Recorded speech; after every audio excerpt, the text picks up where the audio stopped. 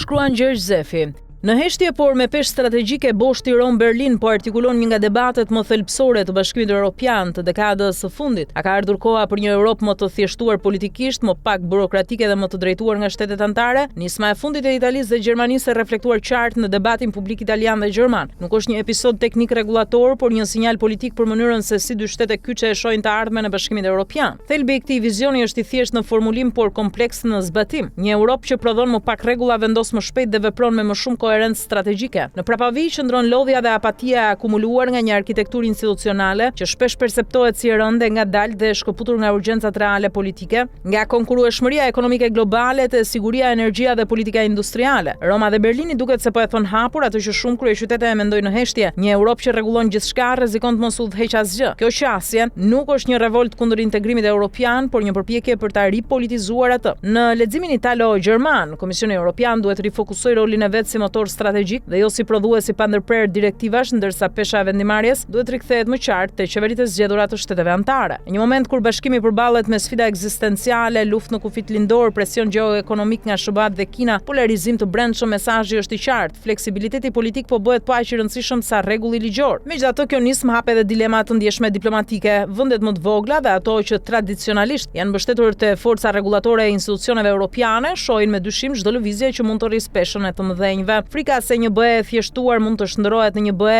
më asimetrike nuk është e pabazë. Prandaj suksesi i kësaj linje politike do të varet nga aftësia e Romës dhe Berlinit për ta paraqitur reformën jo si centralizim të ri të fuqisë, por si rishpërndarje më racionale të përgjegjësive. Në plan më të gjerë, kjo lëvizje sinjalizon edhe një ndryshim të balancave tradicionale brenda BE-s. Pa e thënë hapur, boshti italo-gjerman po kërkon të dalë nga hija e dominimit francez dhe të projektojë një qasje më pragmatike, më pak ideologjike ndaj integrimit. Kjo i jep Italisë një rol më aktiv politik dhe Gjermanisë një mundësi për të riformatuar leadershipin e saj europian në terma më realist. Në një kohë kur konsensusi i brendshëm gjerman mbi Europën nuk është më i vetkuptueshëm. Për Ballkanin dhe për vendet aspirante ky debat ka rëndësi të drejtë për drejtë. Një BE më e thjeshtuar mund të nënkuptojë procese vendimarrje më të shpejta, por edhe kushte më politike për zgjerimin. Nëse pesha e shteteve anëtare rritet, atëherë diplomacia bilaterale do të bëhet edhe më vendimtare se sa kapitujt teknik. Ky është një realitet që Tirana dhe rajoni duhet ta lexojnë pa iluzione. Në fund, iniciativa Rom-Berlin nuk është as reforme përfunduar as projekti kristalizuar. Është një sinjal politik. Bashkimi Evropian po hyn në një fazë reflektimi ku pyetja nuk është më sa ligje prodhon, por sa vendime strategjike është i aftë të marrë. Dhe në këtë reflektim, diplomacia e matur, jo retorika, do të përcaktojë nëse thjeshtësimi do të sjellë unifikim apo përçarje të reja.